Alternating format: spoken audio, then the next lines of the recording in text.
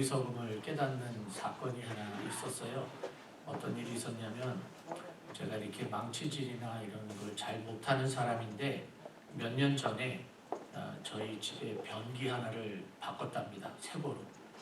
유튜브 보면서 분을 보고서 이제 변기 하나를 바꿨더니 그 변기에 대해서는 이제 자신감이 있는 거죠.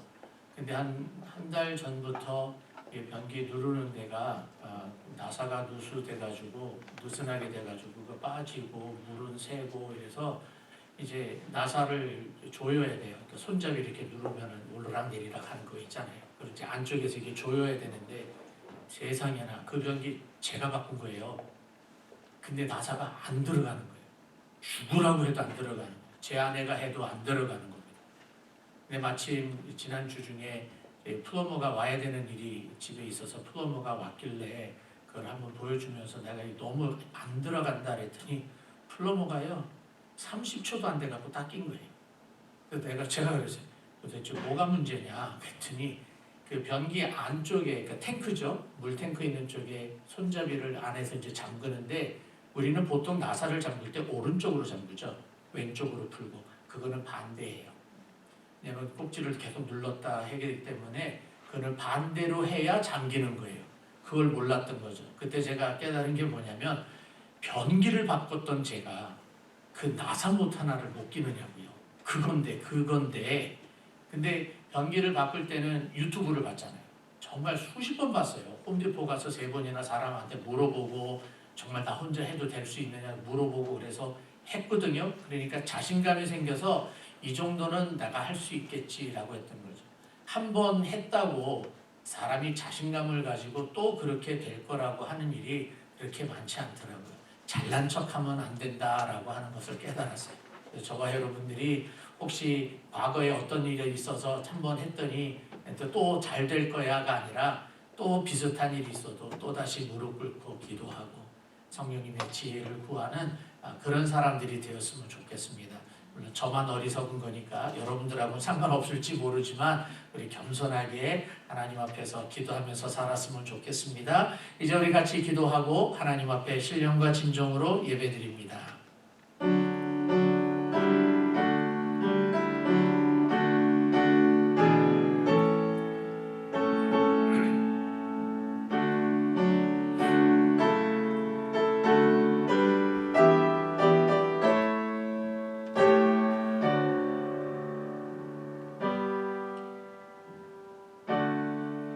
오직 시온이 이르기를 여호와께서 나를 버리시며 주께서 나를 잊으셨다 하였거니와 여인이 어찌 그 젖 먹는 자식을 잊겠으며 자기 태에서 난 아들을 긍휼히 여기지 않겠느냐. 그들은 혹시 잊을지라도 나는 너를 잊지 아니할 것이라. 아멘. 전능하신 아버지 하나님 정말 감사합니다.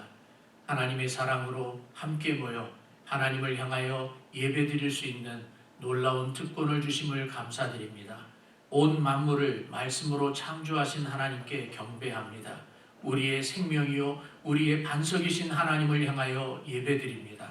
우리의 예배를 받으시기를 간절히 바랍니다. 이 자리에 하나님의 영광으로 가득 채워주시고 사랑하는 예배자들의 마음속에는 성령의 충만함으로 함께하여 주시옵소서. 살아계신 예수님의 이름으로 간절히 기도하옵나이다. 아멘. 사도신경으로 신앙을 고백합니다. 전능하사 천지를 만드신 하나님 아버지를 내가 믿사오며 그 외아들 우리 주 예수 그리스도를 믿사오니 이는 성령으로 잉태하사 동정녀 마리아에게 나시고 본디오 빌라도에게 고난을 받으사 십자가에 못 박혀 죽으시고 장사한 지 사흘 만에 죽은 자 가운데서 다시 살아나시며 하늘에 오르사 전능하신 하나님 우편에 앉아 계시다가 저리로서 산 자와 죽은 자를 심판하러 오시리라. 성령을 믿사오며 거룩한 공예와 성도가 서로 교통하는 것과 죄를 사하여 주시는 것과 몸이 다시 사는 것과 영원히 사는 것을 믿사옵나이다. 아멘. 우리 다 같이 일어나서 435장 찬송합니다.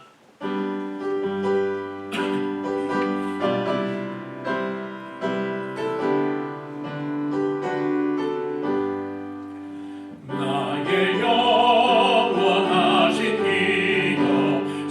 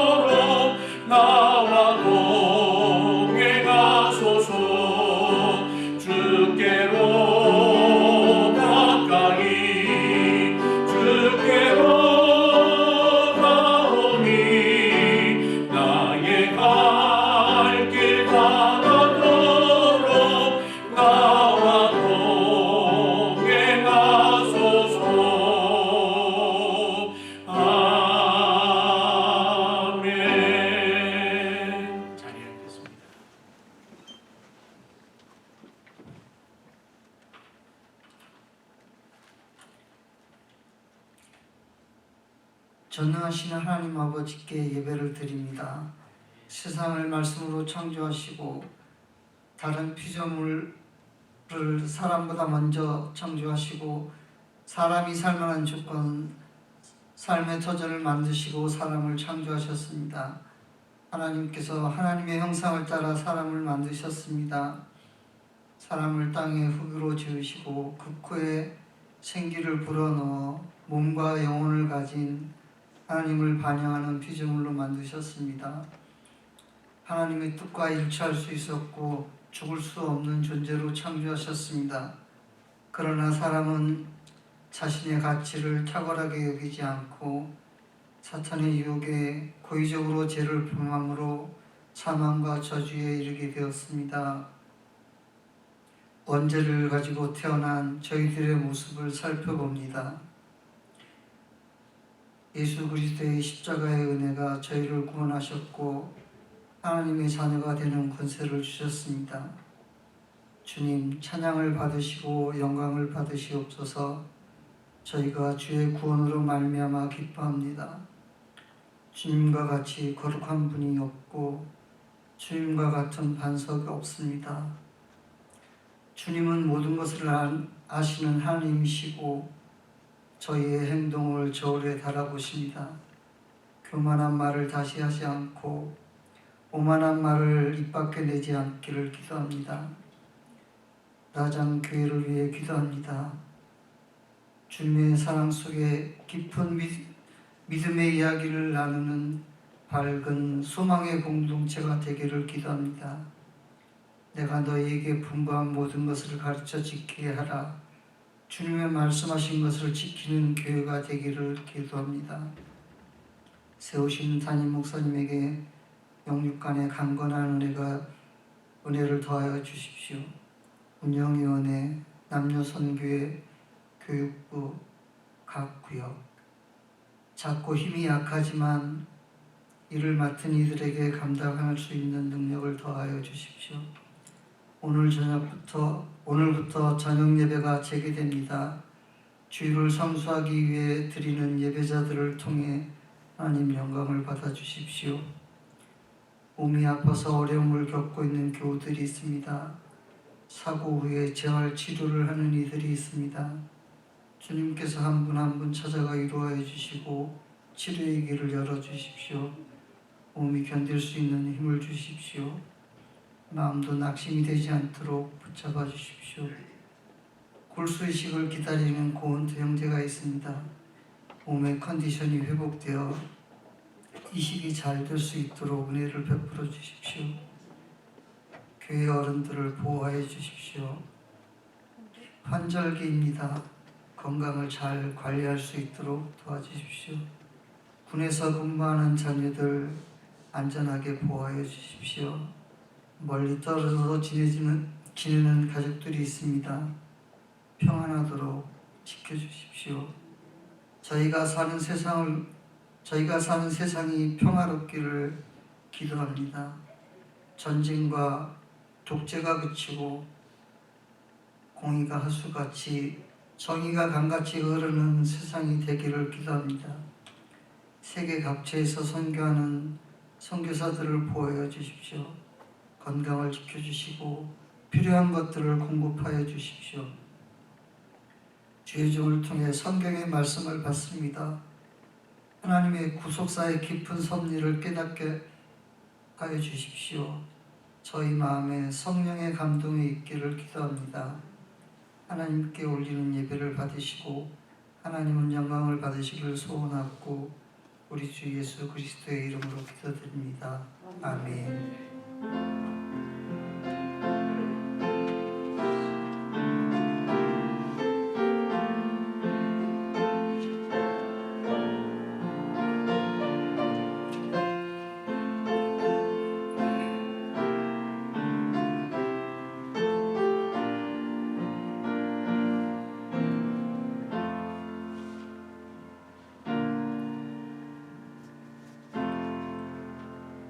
같이 앞뒤 좌우분들하고 같이 인사 나눕니다. 샬롬, 잘 오셨습니다. 반갑습니다. 환영합니다. 예, 자, 아이고 신진희 집사님 잘 오셨습니다. 우리 고혜원 집사님도 잘 오셨습니다. 이 광고 시간이지만 한 2분 정도만 짧은 메시지를 여러분하고 같이 먼저 나누고 광고를 하도록 하겠습니다. 그 한국에서 나오는 뉴스를 보다가 생각을 문득 하게 된 건데요. 그 한국에도 이제 코로나 백신을 맞잖아요. 그래서 많은 사람들이 맞았어요. 그러다 보니까 이제 많은 비즈니스들이 이제 기대를 가져요. 먼저 좀 준비를 하고 그러는데 뉴스에 나왔던 거는 어떤 비즈니스냐면 여행사들. 여행에 대한 기대감이 높아지니까 여행사들이 상품을 만들고 비행기표도 중간에 바꿔도 되는 1년 동안 쓸 수 있는 비행기표 이렇게 준비를 하고 있는 거죠. 그래서 광고하고 홍보하고 있는데 그 뉴스를 보다가 문득 무슨 생각을 했는가 하면 그럼 교회는 무슨 준비를 해야 되나 그 생각을 했어요. 교회는 여행사처럼 홍보하고 광고해야 되나? 우리 교회는 마스크 쓰지 않습니다. 신문 광고도 한번 내고 그렇게 해야 되나? 그러다가 아니다. 교회는 그 세상처럼 세상이 사업처럼 신문 광고하고 홍보하고 그런 게 아니라 교회는 자꾸 본질로 돌아가야 한다.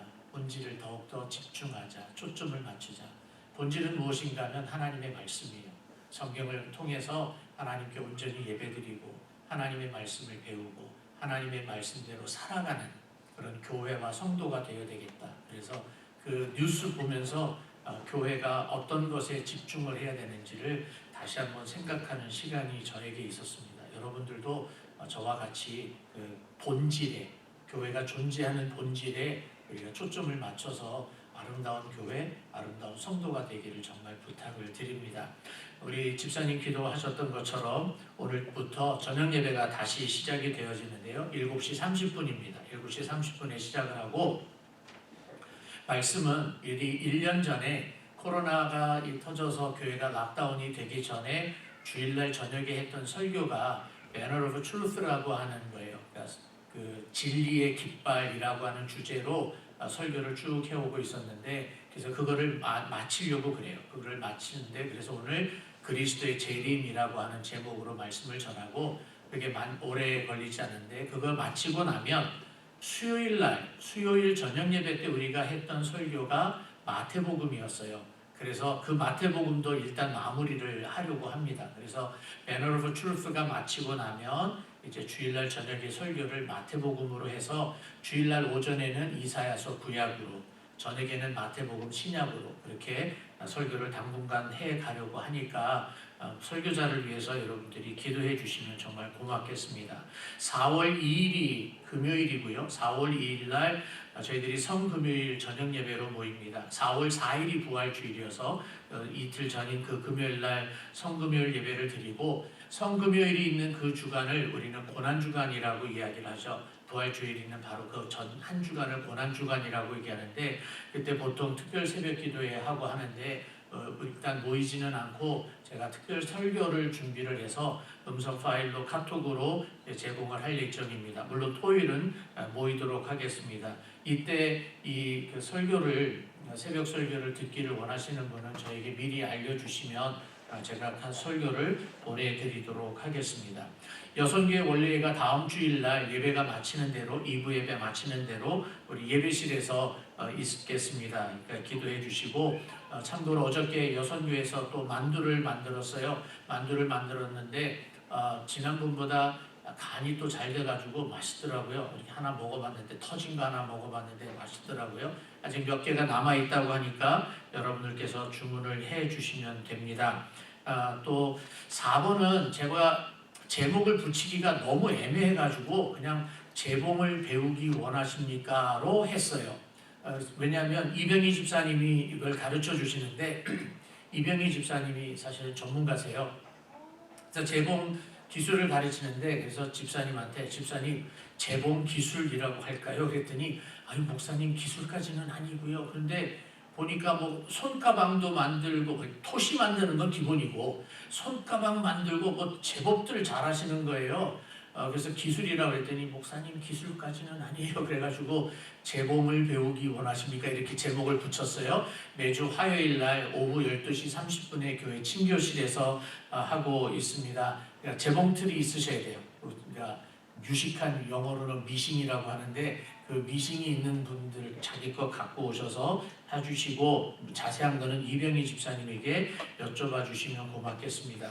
우리 기도 제목 있는 거 보시고 기도해 주시되 우리 고은토 성도님 위해서 이제 한 달 동안 다음 주부터 한 달 동안 우리가 특별 기도를 해 주셨으면 좋겠어요. 3월 18일 날 이제 정확한 그 프로세스가 어떻게 되냐면 3월 18일 날 고은토 성도님이 무균실로 들어갑니다. 무균실로 들어가서 한 달 동안 무균실에서 생활을 하세요. 그런데 그 한 달 동안 중간에 날짜가 아직 정해지진 않았지만 언제가 될지 모르지만 그때 골수 이식 수술을 합니다.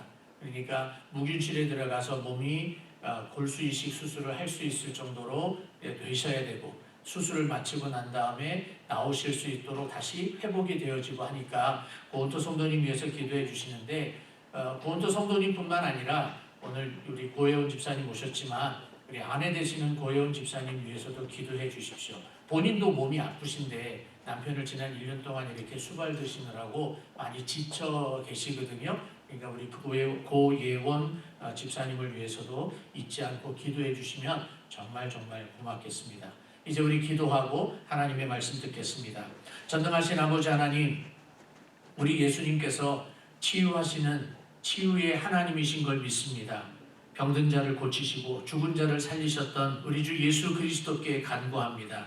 사랑하는 고은토 성도를 주께서 기억하여 주셔서 이번 골수 이식 수술이 잘 마치게 하여 주시옵소서. 그래서 건강을 회복시켜 주시사 이제 남은 인생을 더욱더 주를 위해서 살아가는 멋있는 그리스도인 되게 하여 주시옵소서. 함께 병간호하는 고혜원 집사님에게 오른 장중 안에 붙잡아 주셔서 지치지 않도록 하나님께서 함께 하여 주시옵소서. 뿐만 아니라 오랜 동안 항암 치료를 하고 있는 성도들이 있습니다. 하나님 저들을 불쌍히 여겨주시고 피 묻은 손으로 안수하여 주시고 거뜬히 이기게 하시고 견디게 하여 주시옵소서. 하나님 아버지, 미얀마를 위해서 기도합니다. 하나님 나라가 많이 어지러운 가운데 있는데 그 불교 국가인 미얀마에 우리 하나님께서 불쌍히 여겨주셔서 빨리 안정을 찾게 하시고 특별히 그곳에 있는 선교사님들과 교회들과 하나님의 백성들을 지키시고 보호하여 주시기를 간절히 빌고 원합니다. 하나님 아버지, 미국 전역뿐만 아니라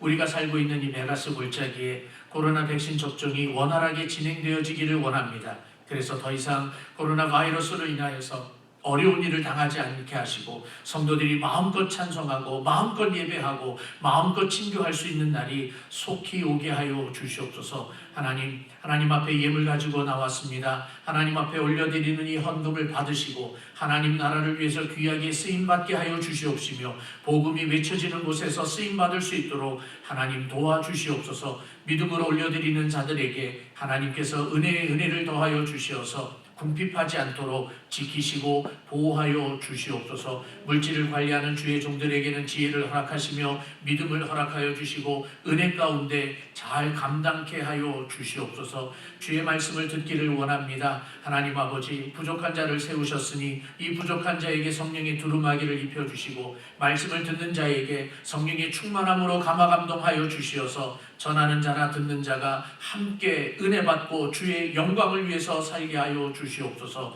살아계신 예수님의 이름으로 간절히 기도하옵나이다. 아멘. 하나님의 말씀입니다. 이사야서 11장 11절에서 16절까지 있는 말씀입니다.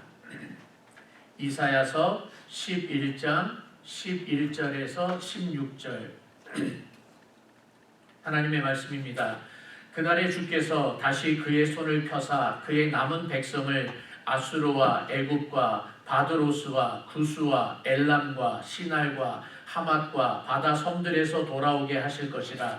여호와께서 열방을 향하여 기치를 세우시고 이스라엘의 쫓긴 자들을 모으시며 땅 사방에서 유다의 흩어진 자들을 모으시리니 에브라임의 질투는 없어지고 유다를 괴롭게 하던 자들은 끊어지며 에브라임은 유다를 질투하지 아니하며 유다는 에브라임을 괴롭게 하지 아니할 것이요 그들이 서쪽으로 블레셋 사람들의 어깨에 날아앉고 함께 동방 백성을 모략하며 에돔과 모압의 손을 대며 암몬 자손을 자기에게 복종시키리라. 여호와께서 애굽 해만을 말리시고 그의 손을 유브라데 하수 위에 흔들어 뜨거운 바람을 일으켜 그 하수를 쳐 7 갈래로 나누어 신을 신고 건너가게 하실 것이라. 그의 남아있는 백성 곧 아수르에서 남은 자들을 위하여 큰 길이 있게 하시되 이스라엘이 애굽 땅에서 나오던 날과 같게 하시리라. 아멘. 이사야서 11장 12장이 유다에게 있어서 유일한 소망은 이새의 줄기 곧 메시아다라고 하는 메시지라고 말씀을 드렸고, 그 이새의 줄기는 곧 메시아 예수 그리스도라고 이야기했습니다. 그 메시아는 평강의 왕이시고, 그래서 평강으로 평화로 다스리는 분이고, 지난주에는 그래서 평화의 나라는 어떤 나라다, 이런 나라다라고 하는 말씀을 드렸어요. 그 평화의 나라의 왕이신 이새의 줄기 혹은 메시아, 그 메시아가 행하십니다. 역사하십니다. 일을 이제 행하실 텐데, 그 일은 누구를 위해서 행하시는가 하면 모든 사람이 아니라 남아있는 백성을 위해서 행하시는 거예요. 그 남아있는 백성은 누군가 하면 곧 하나님의 택함 받은 백성들, 이제 우리식으로 얘기하면 바로 성도들인 저와 여러분들을 위해서 이제 활동을 하신다라고 하는 겁니다. 오늘 11절에서 16절까지 있는 말씀이 바로 그 이새의 줄기이신 메시아가 활동을 하시는데 남아있는 백성들을 위해서 하시는 일이 무엇이 있을까? 3가지를 가지고 저와 여러분들이 함께 살펴보기를 원합니다. 첫 번째는 어떤 일을 하시는가 하면 다시 손을 펴시는 주님이라는 거예요. 그래서 오늘 읽었던 11절 말씀에 이렇게 기록하고 있어요. 그날에 주께서 다시 그의 손을 편다라고 했어요. 그러면 손을 펴서 행하시는 일이 뭔가 하면 2가지가 있어요. 돌아오게 하고 모으는 역할을 하세요. 손을 펴시는 이유가 돌아오게 하고 모으시는 일이에요. 첫 번째로 돌아오게 하는 일을 저희들이 먼저 살펴보게 될 텐데요. 하나님께서 이렇게 메시아가 돌아오게 하신다라고 했습니다. 11절 제가 읽습니다. 그날에 주께서 다시 그의 손을 펴사 그의 남은 백성을 아수르와 애굽과 바드로스와 부스와 엘람과 시날과 하맛과 바다 섬들에서 돌아오게 하실 것이다 라고 이야기를 했습니다. 이 돌아오게 하는데, 돌아온다라는 말을 하기 전에 손을 편다라고 하는 의미를 다시 한 번만 생각을 해보았으면 좋겠어요. 하나님께서 손을 편다라고 하는 것을 이사야서 앞에 부분에 한 번 한 적이 있어요. 언제 폈는가 하면 하나님께서, 그러니까 메시아가 손을 펴므로 말미암아 유다를 공격해 오는 아수르를 징벌했어요. 그러니까 징벌하시겠다는 거죠. 시간대로 보면 아직 이루어지지 않은 일이지만 이사야는 그렇게 된 것으로 믿고 이야기를 해요. 그러니까 하나님께서 손을 폈을 때 징벌하시는 거예요. 그런데 손을 펴서 징벌을 하셨지만, 그러나 반면에는 하나님의 남은 사람들은, 남은 백성들은 구원하시는 거죠. 그래서 이사야가 예를 들고 있는 모습이 어떤 모습인가 하면 애굽이에요. 출애굽의 모습이에요. 여러분, 출애굽이 어떤 사건입니까? 애굽이라고 하는 나라에서 히브리 민족을 하나님이 건져주시는 사건이잖아요. 건져주실 때 눈앞에 어떤 장애물이 하나 있었는데 그게 뭐냐면 홍해바다예요. 그 홍해바다를 앞에다 놓고 모세가 지팡이를 들었어요. 지팡이를 들었을 때 그 바닷물이 어떻게 됐습니까? 나눠졌죠. 그래서 이스라엘 백성들이 걸어서 건너갔어요. 그리고 건너가고 난 다음에, 모세도 건너갔죠. 건너가고 난 다음에 뒤에 보니까 애국 군사들이 막 따라오잖아요. 막 따라왔을 때 그들도 강 바닥을, 홍해 바다를 이렇게 막 오고 있을 때에 모세가 다시 지팡이를 들었어요. 지팡이를 손을 딱 펴니까 물이 어떻게 됐습니까? 다시 뒤엎어져서 애국 군사들을 죽였어요. 요거 조금 이따 나와야 되는데 엎어져서 죽었어요. 그때 하나님이 손을 든 그 행위로 말미암아 애국 군사들, 즉 하나님의 대적들은 죽었고 그리고 하나님의 백성인 히브리 민족은 구원받았어요. 그러니까 오늘 이 11절 말씀에서, 본문에 있는 말씀에서 하나님께서 손을 다시 폈다라고 하는 것은 구원하시기 위함이에요. 이사야서 앞에 부분에서 손을 들었을 때는 아수르를 징벌하기 위함이지만 오늘은 남아있는 백성들을 돌아오게 하시기 위해서 메시아가 손을 펼쳐들고 있는 그런 모습입니다. 그런데 그 손을 펼쳐들고 있는 그런 모습에 나라들을 이야기를 하고 있는데요. 이스라엘과 유다 백성들만 돌아오게 한 것이 아니라 아수르부터 시작해서 바다에 있는 섬들에 있는 사람까지 돌아오게 한다고 그러는 거예요. 혹시 여러분 아수르에 대해서 남은 자가 있다는 이야기 혹시 기억하십니까? 아수르를 어떻게 표현했죠? 산림과 같다고 그랬어요. 그 레바논의 백향목과 같이 쭉쭉 뻗어 있는 어마어마한 그 숲과 같다고 그랬죠. 근데 하나님이 징벌하시면서 다 잘라버리고 태워버리시고, 그런데 몇 그루를 남겨두신다 그랬죠.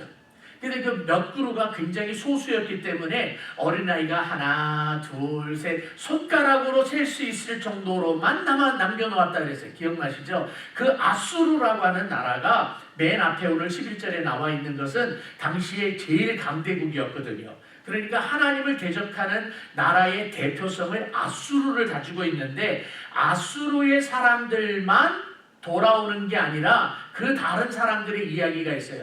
바도로스 같은 이야기가 있는데 그게 어떤 나라인지 그냥 간단하게만 볼게요. 앞에 자막을 보여주세요. 바도로스는 애굽 말로 바도레스라고 하는 말에서 이렇게 따온 음역으로 따온 건데요. 남방 땅이라는 말이고 애굽의 위쪽 부분을 이야기하는 거예요. 그러니까 이집트의 지중해 쪽으로 있는 때를 이야기하고, 구스는 함의 자손들을 이야기합니다. 엘람은 셈이라고 하는, 셈은 노아의 세 아들 중에 셈, 야벳, 함이잖아요. 그렇죠? 근데 셈이라고 하는 아들의 장자가 이제 엘람이고 그의 후손들인데, 이 후손들은 수리아 남방 지방에서 살고 있고, 그리고 바사는 오늘날 우리가 잘 이해하는 말로 바꾸면 페르시아예요. 페르시아 동쪽에서 살고 있는 사람들이었고요. 시날은 구약 성경에서 이 시날 평지 뭐 이런 얘기 들었던 거 들어보신 적 있죠? 그래서 대충 거의 대부분 바벨론을 이야기합니다. 바벨론에서부터 남은 자를 데리고 오고, 하맛은 팔레스틴의 저 북쪽에 있는 다메섹인데, 그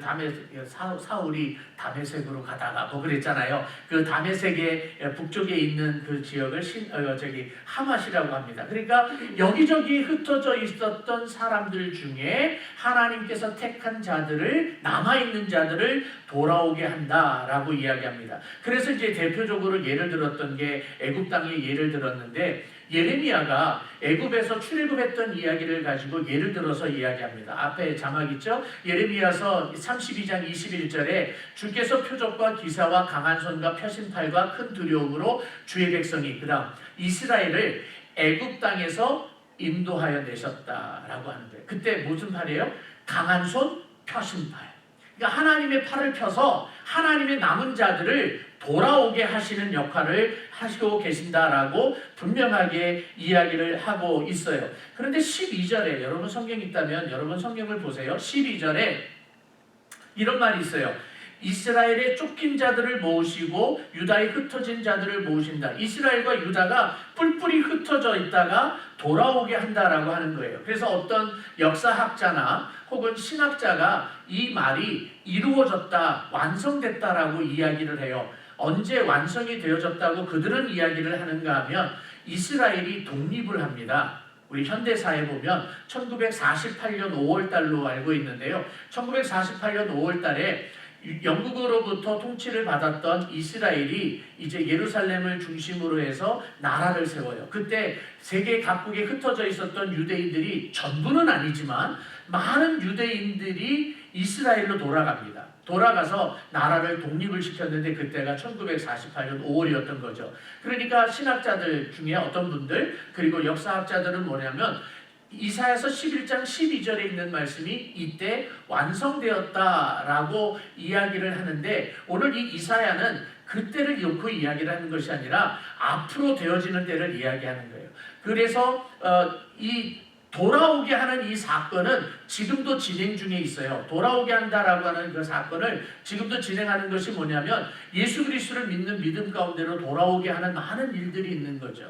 유대인들만 돌아오는 게 아니라 이방 사람들, 그 중에 저와 여러분도 있잖아요. 우리 유대인 아니었잖아요. 그런데 한국인인 우리들이 예수님 앞에 돌아오게 하고 하나님의 자녀가 되었고 아브라함의 후손이 된 것 아닙니까? 그런 일들이 지금 되어지고 있는데, 그러면 이 이사야서 11장 12절에 있는 일은 언제 이루어지는가 하면 예수님께서 다시 오시는 그때에, 재림하실 때에 완성이 되어지게 될 겁니다. 그러면 메시아가 손을 펴서 남은 자들을 돌아오게 한 것으로 끝나느냐, 돌아왔다가 그러면 하이 하고 빠이 하고 다시 돌아가느냐가 아니라 모으시는 역할을 합니다. 그래서 오늘 조금 전에 읽었던 12절 말씀에 보면 이스라엘과 유다를 모으신다라고 하는, 모은다라고 하는 말이 두 번이나 반복을 해요. 모으는 거예요. 그래서 다시 뿔뿔이 흩어지지 않도록 다시 모은다라고 이야기를 하죠. 그런데 이스라엘과 유다가 뿔뿔이 흩어져 있다가 쫓겨나고 있다가 다시 돌아와서 모아지게 되는데, 그 모아지게 되는 그 기준, 중심은 누구이겠습니까? 이스라엘이겠습니까? 유다이겠습니까? 그들이 잘나서 흩어져 있었던 남은 백성들이 돌아오는 게 아니에요. 자기들의 능력으로 돌아오는 게 아니에요. 그들로 하여금 돌아오게 하고 그들로 하여금 모일 수 있도록 하는 것은 메시아 때문입니다. 이새의 줄기 때문입니다. 예수님 때문에 그들이 모이게 되는 것인 줄로 분명하게 믿습니다.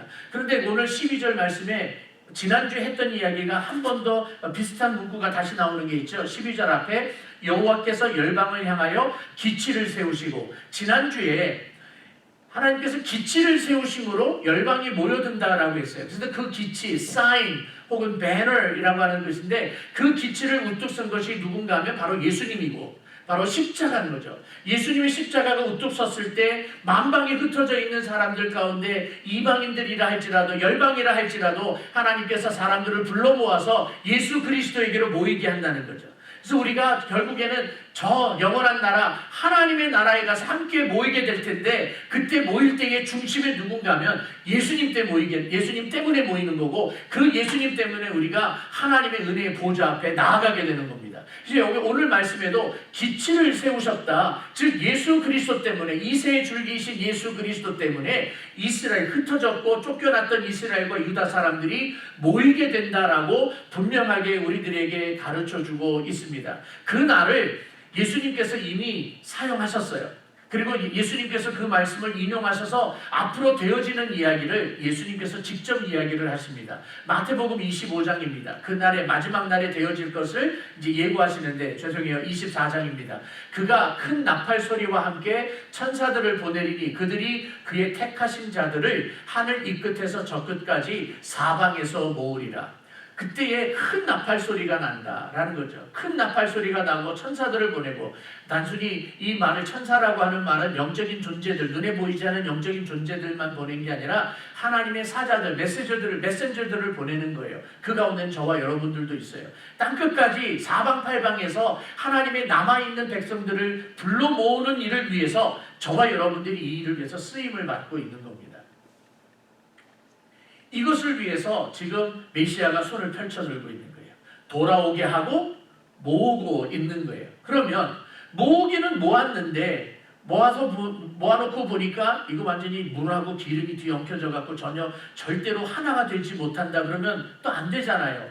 그러니까 이 남은 백성을 위해서 행하시는 하나님의 역사 가운데 하나가 뭐냐면, 이게 이제 두 번째 건데, 그러니까 하나가 되게 하시는 거예요.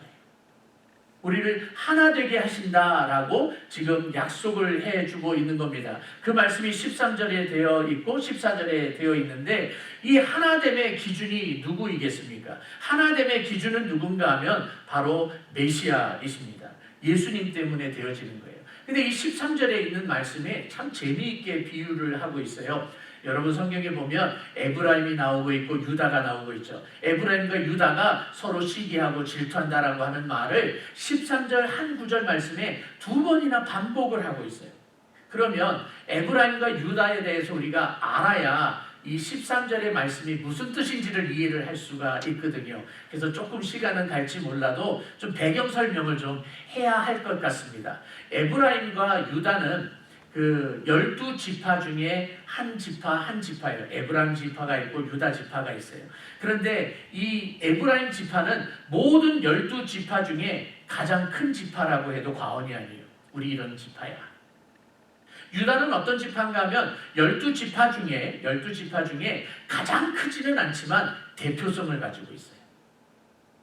그래서 야곱이 12아들을 마지막으로 축복하고 예언하면서 기도해 줄 때 유다에게 그런 이야기를 하거든요. 그래서 유다가 대표성을 가지고 이제 그 유다 지파가 홍해 바다를 건너서 출애굽을 한 다음에 광야 40년을 지나가잖아요. 12지파가 쫙 돌아다니거든요. 돌아다닐 때 성막, 하나님의 성막이 중앙에 있고요. 그래서 하나님이 우리와 함께 하신다는 것을 보여주는 거예요. 그리고 맨 앞에서 행진을 할 때 앞장서서 행진하는 지파가 유다 지파예요.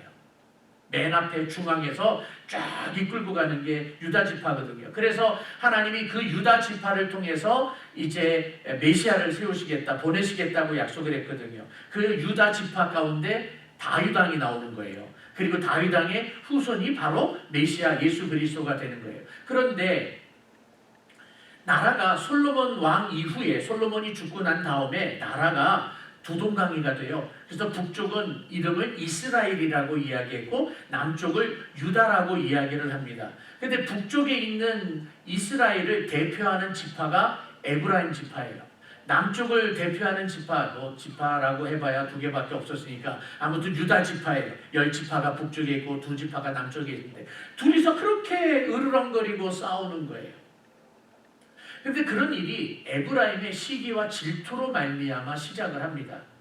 우리가 잘 아는 사사가 있습니다. 사사기에 보면 사사가 16명이 등장을 하는데 그 가운데 잘 알고 있는 사사가 삼손이 있고요. 두 번째로 잘 아는 사사가 누군가 하면 기드온이라고 하는 사사가 있어요.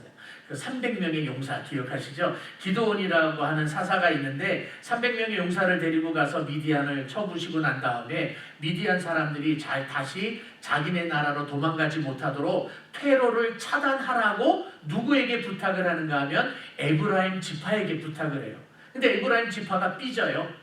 확 삐져요. 뭐라고 왜 삐지는가 하면 야 처음부터 우리한테 얘기를 하지 왜 이제 와서 얘기를 하느냐. 근데 기드온이 성격이 참 좋아요. 그게 아니라 그래도 우리는 작은 일을 하지만 당신은 지금 제일 큰 일을 해야 된다. 테러를 막는 게 이게 얼마나 큰 일인지 모른다. 당신네들 아니면 이거 절대로 못해. 이러면서 다독거려가지고 그 일을 마무리를 해요. 에웃이라고 하는 사사가 있을 때도 비슷한 일이 있기는 했어요. 그 정도로 에브라임은 자긍심을 가지고 있거든요.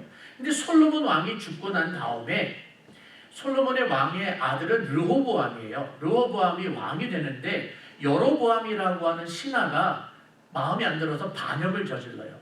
반역을 저지르면서 북쪽 이스라엘을 나라를 세웁니다. 나라를 세우는데 예루살렘 성전으로 안 가고 자기들 나름대로 성지를 만들고 거기서 제사를 드리는데요. 거기서 우상숭배까지 같이 하는 거예요. 배교 행위를 하는 거예요. 여로보암은 다윗의 후손이 아니에요. 하나님은 왕위를 다윗의 후손으로 하겠다 그러는데 그런 하나님의 말씀까지도 어기는 거예요.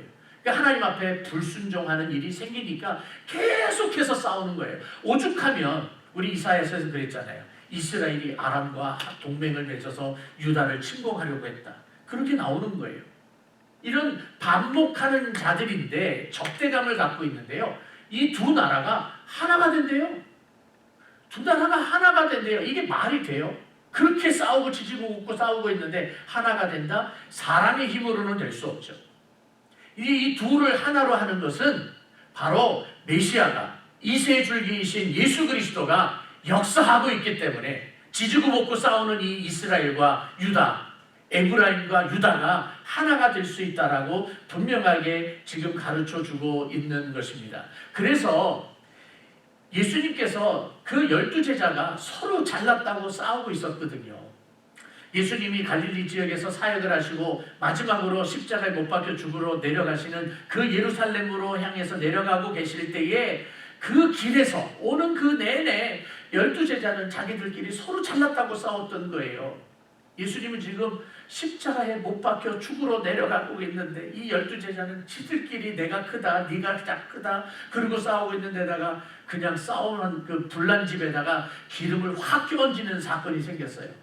야고보와 요한의 어머니가 수잔나가요. 예수님께 와가지고 청탁을 하는 거예요. 선생님, 이 다음에 왕이 되신다면 내 아들 둘이 있는 거 아시잖아요. 하나는 왼쪽에 하나는 오른쪽에 세워주십시오. 이러고 청탁을 하니까 남은 제자들이, 야 니네만 엄마 있냐, 나도 엄마 있다 그러고선 싸웠던 거예요. 그래서 예수님이 마지막 만찬을 하는 그 다락방에 들어가셨을 때에 그 방에 들어가면 제자들이 선생님의 발을 씻어야 되거든요. 그게 유대인의 관습이거든요.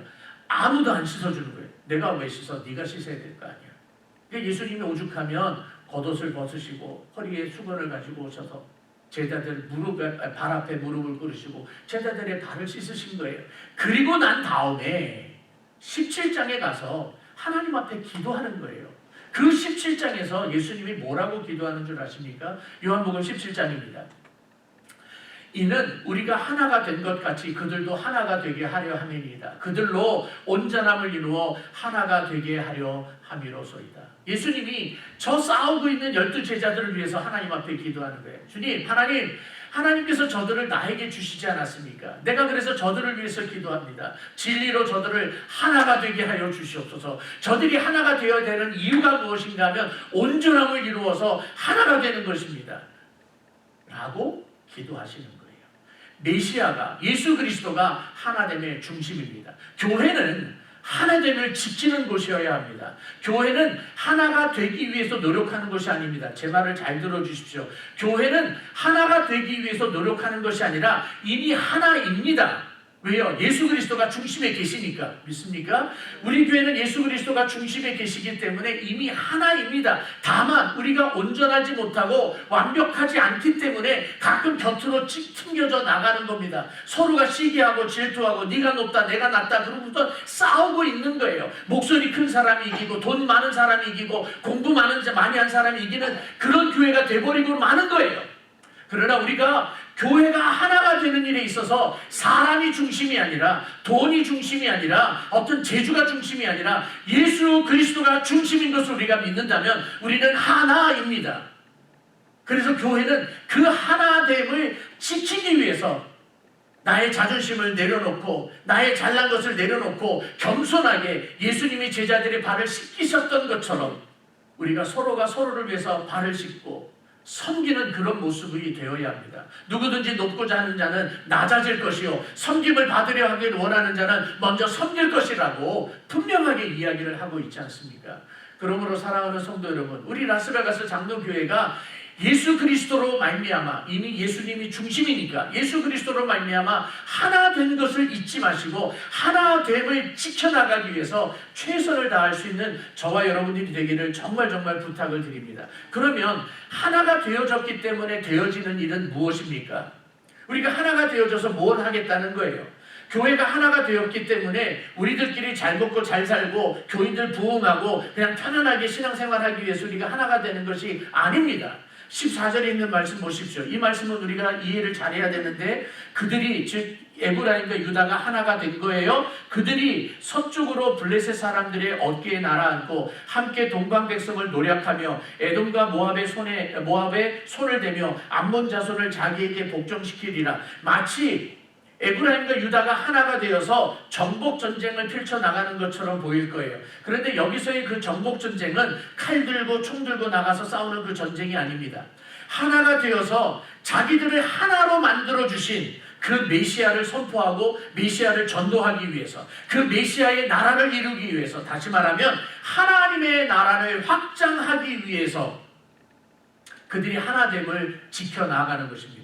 광고 시간에 제가 이런 이야기했죠. 교회는 본질을 지켜야 됩니다라고 이야기했죠. 교회의 본질이 무엇입니까? 하나님이 왜 우리들을 하나로 만들어 주셨습니까? 우리들을 하나로 만들어 놓으신 것은 무엇인가 하면 우리를 위해서 기치를 높이 드신 분, 바로 예수 그리스도, 우리를 위해서 십자가에 못 박혀 돌아가신 예수 그리스도, 우리를 보혈의 피로 씻겨주시고 우리를 구속하여 주시고 하나님의 자녀로 만들어 주신 그 예수 그리스도를 증거하라고, 그 복음으로 정복하라고 우리들을 하나 되게 만들어주신 겁니다. 그게 교회의 본질입니다. 그 일을 위해서 하나님께서 하나님의 사자들을 파송하는 겁니다. 제일 먼저 파송을 받은 사람들이 누군가 하면 선교사님들이에요. 세계 각각 방방곳곳에 나가서 복음을 증거하는 그 선교사님들, 그들이 어떤 분들은 평신도로서 비행기를 운전하는 항공사들이 있습니다. 파일럿이 있고요. 어떤 사람들은 망치를 하면서 집을 짓는 사람이 있고요. 우리 교회에서 섬기고 있는 곽동원 선교사님처럼 꽃 재배를 가르치는 사람이 있고 많은 기술들이 있어요. 그리고 복음을 직접 전하는 목사님들로서 선교사님이 되신 분들도 있어요. 그러나 똑같은 목적은 무엇인가 하면 기치를 높이 드신 분. 아니 우리의 기치이신 예수 그리스도를 증거하는 일입니다. 선교사를 통하여서 그 이방 민족들에게 가서 우리에게 구원의 길이 바로 이것입니다 라고 예수님을 증거하는 겁니다. 또 교회에는 목회자들을 두셨습니다. 설교자들을 두셨습니다. 목회자들과 설교자들을 통하여서 우리의 소망이 오직 예수 그리스도밖에 없습니다를 이 강단에서 여러분들에게 가르치라고 선포하라고 세워주신 것입니다. 여러분들을 여러분의 직장으로 보내십니다. 가정으로 보내십니다. 여러분의 친지들 가운데로 보내십니다. 왜요? 우리가 하나 되었다가 우리가 흩어져서 해야 되는 일이 무엇인가 하면 바로 우리의 기치이신 예수 그리스도를 증거하라고 여러분들을 파송하고 있는 겁니다. 이게 교회의 본질입니다. 교회의 본질은 사람들에게 우리 교회 아름다워요. 우리 교회는 오면 매주마다 떡을 줘요. 오늘은 떡이 없다. 떡 줍니다. 떡 주는 교회입니다. 뭐 하는 교회입니다. 만두가 맛있습니다. 이게 본질이 아니에요. 만두는 안 만들어도 괜찮아요. 김치 안 해도 괜찮아요. 그러나 우리가 반드시 해야 될 것은 뭔가 하면 예수 그리스도를 증거하는 일입니다. 그 일을 절대로 잊어서는 안 될 줄로 분명히 믿습니다. 마지막으로 메시아가 우리를 위해서 하시는 세 번째 일은 무엇인가 하면 장애물을 거두십니다. 장애물을 거두시는데 정말 재미있게 표현되어져 있어요. 15절 말씀에 여호와께서 애굽 해만을 말리시고 그의 손을 유브라데 하수 위에 흔들어 뜨거운 바람을 일으켜 그 하수를 쳐 7갈래로 나누어 신을 신고 건너가게 하실 것이라 그랬어요. 여기서 해만이라고 하는 단어가 있는데요. 이 해만이라는 단어가 영어도 아니고요. 히브리어도 아니에요. 이거는 한국말이에요. 이게 다른 말로 옛날 성경으로 이야기하면 갑이라는 뜻이에요. 무슨 갑, 곶 이렇게 이야기했듯이 즉 그 바닷가에 이렇게 육지가 바위로 됐든 산으로 됐든 이렇게 툭 하고 돌출되어 있는 부분이 있잖아요. 그것을 해만이라고 이야기를 해요. 그래서 영어로는 정말 재밌게 표현이 되어 있는데 번역을 이렇게 했더라고요. The tongue of the sea. 바다의 혓바닥이다. 혀가 내밀 뻔했네. 혀가 이렇게 툭 튀어나와 있던 것처럼 이렇게 툭 튀어나온 부분을 해만이라고 이야기를 하는데 이 이사야가 뭐라고 이야기를 하는가 하면 과거의 일과 미래의 일을 가지고 우리 앞에 있는 장애물을 거두시는 분이 메시아다라고 가르쳐요. 과거의 일은 어떤 건가 하면 애굽이에요. 출애굽이에요. 애굽에서 노예 생활을 하고 있었던 이스라엘 백성들 히브리 민족을 건지셔서 탈출을 시키는데 눈앞에 있었던 가장 큰 장애물이 뭐였어요? 홍해 바다였잖아요. 그 홍해 바다를 말리셨어요. 그래서 거기를 걸어서 건너가게 하셨어요. 그 다음에 이사야를 중심으로 미래, 아직 지금은 되어지지 않았지만 앞으로 되어질 일을 놓고 예견하고 있어요. 예언하고 있어요. 이사야부터 시작해서 한 100년이 지나면 이 시간부터 시작해서 100년에서 한 130년 지나고 나면 유다가 멸망을 하고 그리고 바벨론의 포로로 잡혀갑니다. 그리고 바벨론에서 70년 동안 포로 생활을 해요. 포로 생활 70년을 마치고 나서 다시 돌아오는 거예요. 그 돌아올 때에 어떤 상황이 생기는가 하면 그 바벨론에서 약속의 땅인 젖과 꿀이 흐르는 가나안 땅으로 돌아올 때 큰 장애물이 하나 있는데 그게 뭐냐면 큰 강이에요.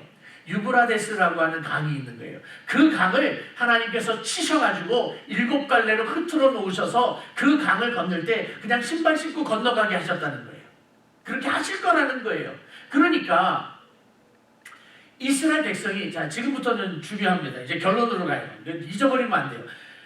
과거의 이스라엘 백성들이 애굽에서 노예 생활을 살고 있었던 그 상태에서 건져서 약속의 땅인 가나안으로 오게 하실 때 있었던 장애물을 하나님이 거두셨죠.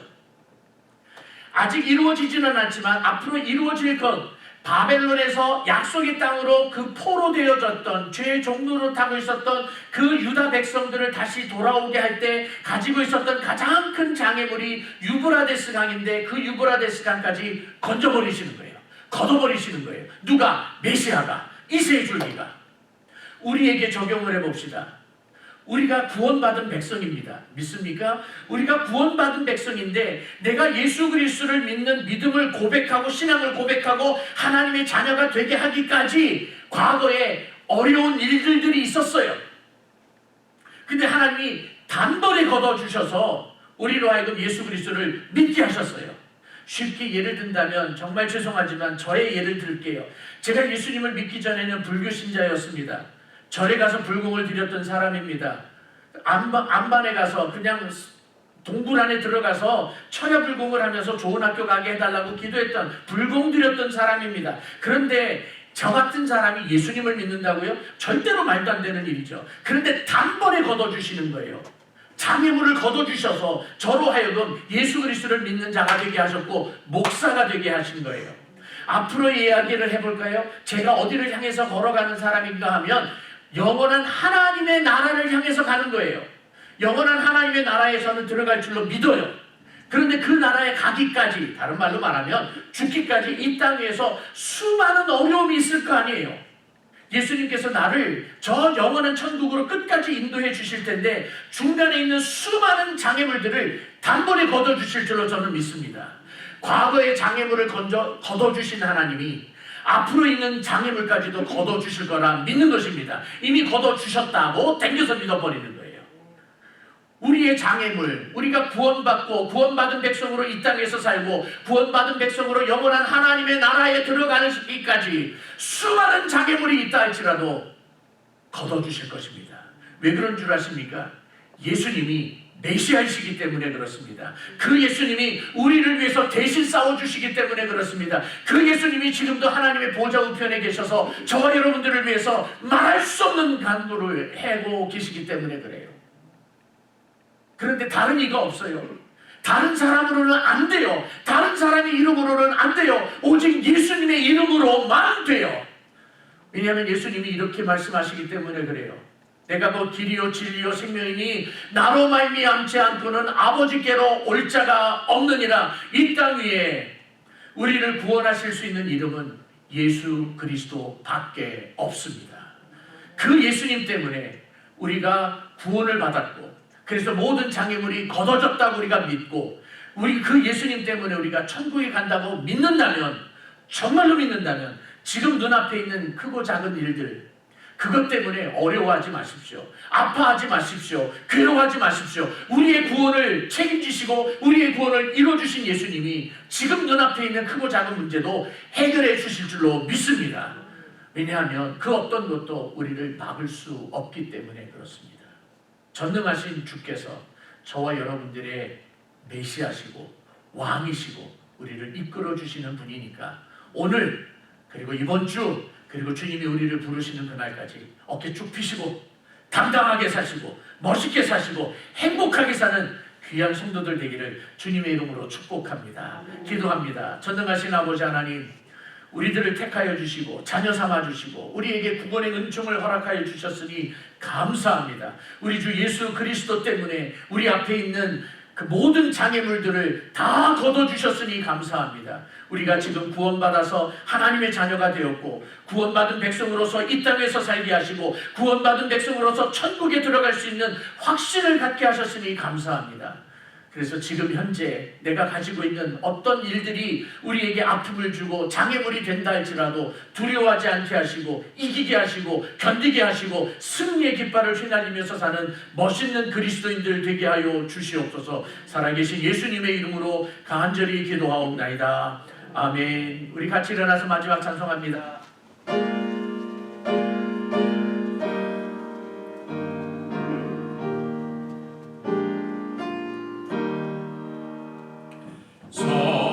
성자와 성령 영원히 영광 받으옵소서. 태초로 지금까지 또 길이 영원 무궁 성삼 있게 영광.